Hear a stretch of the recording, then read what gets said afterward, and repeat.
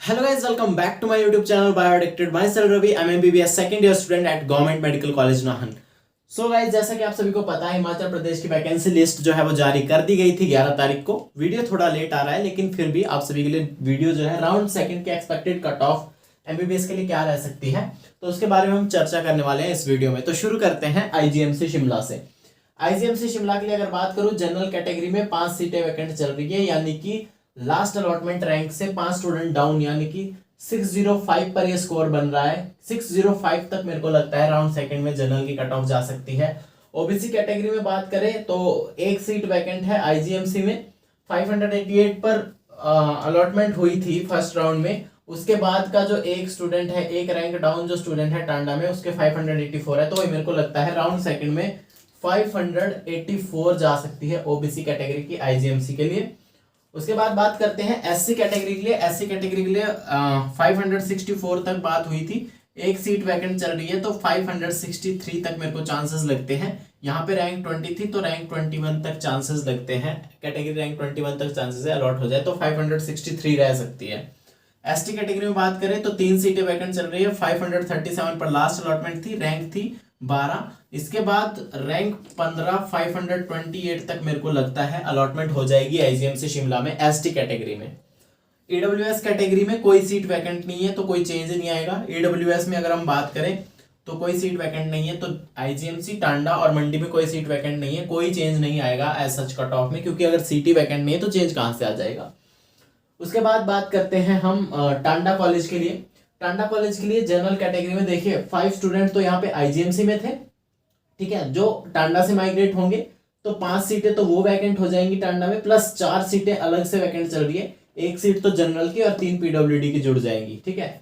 तो यहां से जो मैं बात कर रहा हूं, पीडब्ल्यूडी स्टूडेंट्स की अगर 3 सीटें जुड़ती है तो यहाँ पे टोटल 9 सीटें खाली हो जाती है टांडा में। तो टांडा में लास्ट अलॉटमेंट 116 रैंक पर थी, 126 रैंक तक मेरे को लगता है, एचपी रैंक 126 तक जनरल कैटेगरी में अलॉटमेंट हो सकती है, यानी कि 587 रैंक तक के मार्क्स तक के स्टूडेंट्स का मेरे को लगता है अपग्रेड हो जाएगा टांडा कॉलेज के लिए, ठीक है, 587।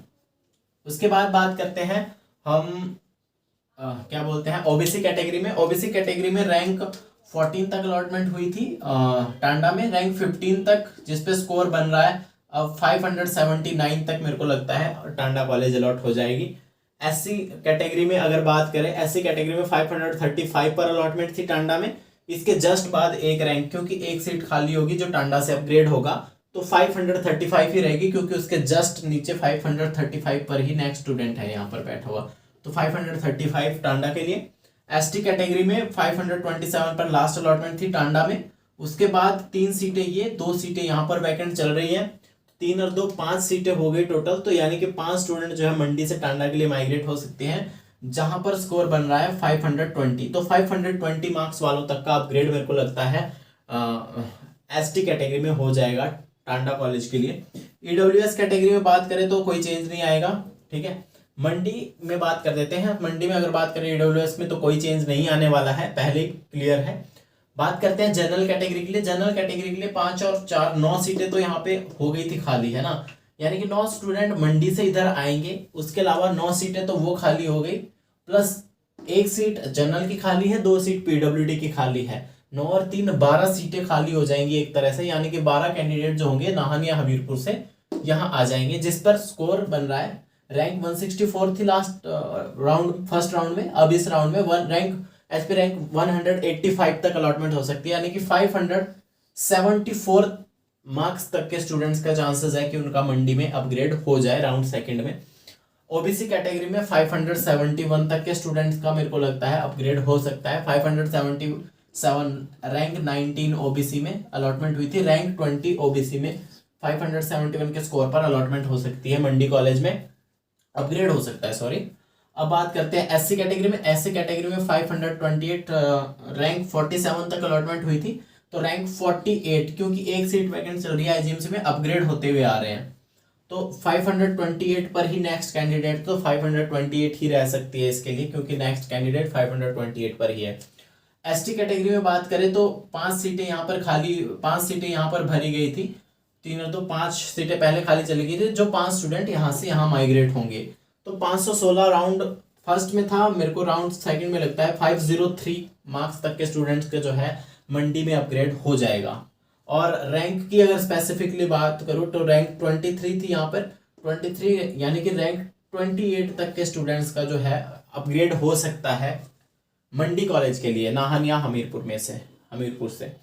और यहाँ पर ईडब्ल्यूएस की कोई सीट वैकेंट नहीं है। अब बात करते हैं गवर्नमेंट मेडिकल कॉलेज नाहन के लिए। नाहन के लिए बात करें तो नाहन हमीरपुर में कंफ्यूजन है, क्योंकि अपर जो 12 स्टूडेंट माइग्रेट होंगे उनमें से 3 अपर नाहन में है, 3 ऊपर के स्टूडेंट, 9 ऊपर के स्टूडेंट हमीरपुर में है हाई स्कोर वाले।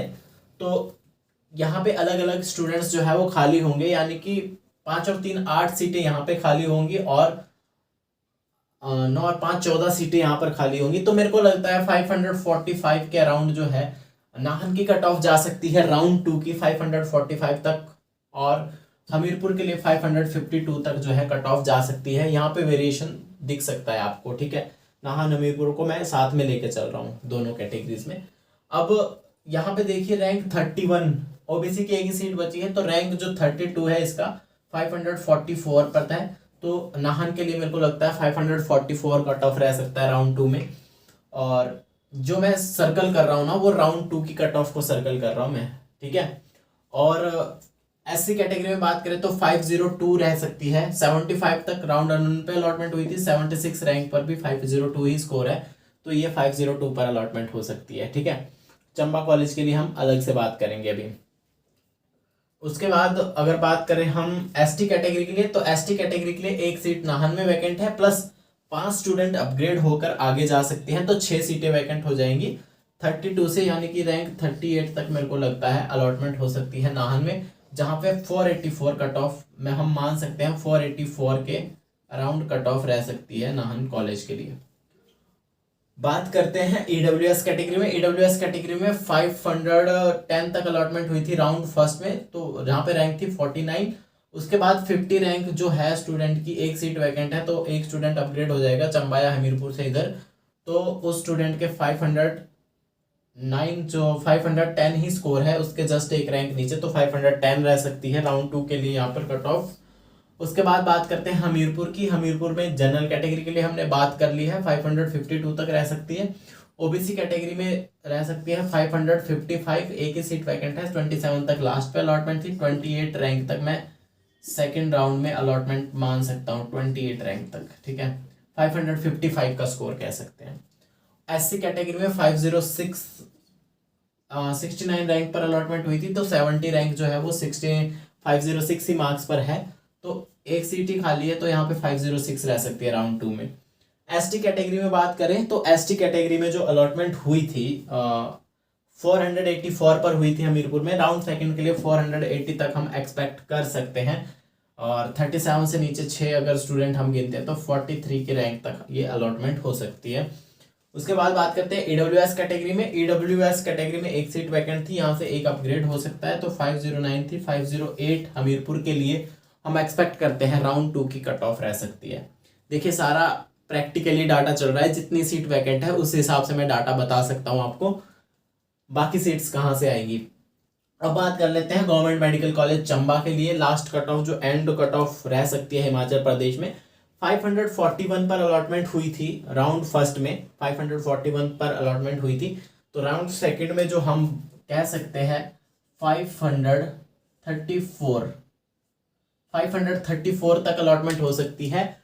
एचपी रैंक 438 तक के स्टूडेंट्स के अच्छे चांसेस बन रहे हैं, वो भी तब अगर जो पीडब्ल्यूडी की सीट्स है इसमें जुड़ जाएंगी और सारी पीडब्ल्यूडी की सीट्स जो है जनरल कैटेगरी को मिलेगी, तो 534 रैंक तक ये कट ऑफ जा सकती है। हालांकि राउंड सेकंड के बाद अगर फ्री एग्जिट हुए तो थोड़ी राउंड थर्ड में डाउन आ सकती है, बट अभी कुछ श्योर नहीं कह सकते।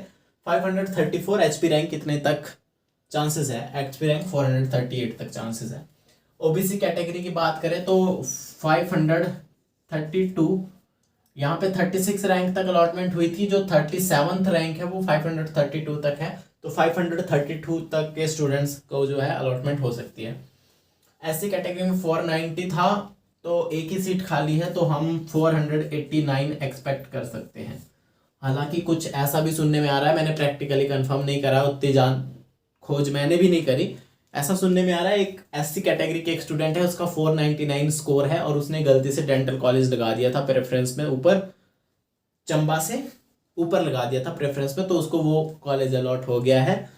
तो अगर वो स्टूडेंट आती है बीच में तो 489 तक भी कट ऑफ नहीं जा सकती, 490 पर भी रुक सकती है अगर ऐसा हुआ। वैसे 489 तक चांसेस बन सकते हैं। एसटी कैटेगरी में बात करें, एसटी कैटेगरी में जो है एचपी रैंक 45 तक अलॉटमेंट हुई थी राउंड 1 में, तो एचपी रैंक 45 तक अलॉटमेंट हुई थी, तो 6 सीटें खाली है, 51 तक अलॉटमेंट हो सकती है। तो जहां पर स्कोर बन रहा है 469 तक मेरे को लगता है कट ऑफ रह सकती है राउंड 2 की एसटी कैटेगरी के लिए। ईडब्ल्यूएस कैटेगरी के लिए बात करें, एक ही सीट खाली है, तो 499 कट ऑफ रह सकती है राउंड 2 की। और राउंड 2 में जो ईडब्ल्यूएस कैटेगरी में देखोगे 499 पे भी 3 से 4 स्टूडेंट है, तो उसमें से भी रैंक नंबर 62 वाले के ज़्यादा चांसेस है कि उसको कॉलेज अलॉट हो जाए, क्योंकि सीट एक ही है। बाकी अदर स्टूडेंट्स का कुछ कह नहीं सकते। 499, तो ये एक्सपेक्टेड कट ऑफ रह सकती है राउंड 2 के लिए डिफरेंट कैटेगरीज में, जिन कैटेगरीज में सीट वैकेंट बची है। इसके अलावा एक और बात कर लेते हैं हम, ward of freedom fighter, single girl child, ठीक है, सिंगल गर्ल चाइल्ड हो गए, वार्ड ऑफ डिफेंस पर्सन हो गए, है ना, एक्स सर्विसमैन हो गया, इन सभी में कोई सीट वैकेंट नहीं है, तो इनमें कोई अपग्रेडेशन के चांसेस भी नहीं है। प्लस इसमें कट ऑफ का वेरिएशन उतना देखने को नहीं मिल सकता, क्योंकि इनमें सीट वैकेंट नहीं बची है, ये सारी सीट फिल हो चुकी है। जहां जहां पे सीट वैकेंट थी वहां की मैंने बातचीत कर ली है। ये एक्सपेक्टेड कट ऑफ राउंड 2 के लिए रह सकती है डिफरेंट कैटेगरीज में। अपग्रेड कहां तक हो सकता है वो भी मैंने डिस्कस कर लिया आप सभी के साथ। वीडियो पसंद आए तो वीडियो को लाइक कीजिए, शेयर कीजिए। अभी तक अगर इंस्टाग्राम पर फॉलो नहीं है तो इंस्टाग्राम पर भी फॉलो कर सकते हो, और वहां पर आपने डाउट, कंफ्यूजन या क्वारी भी पूछ सकते हो। इसके अलावा जल्द ही मिलते हैं अगली वीडियो में, तब तक के लिए जय हिंद, जय भारत।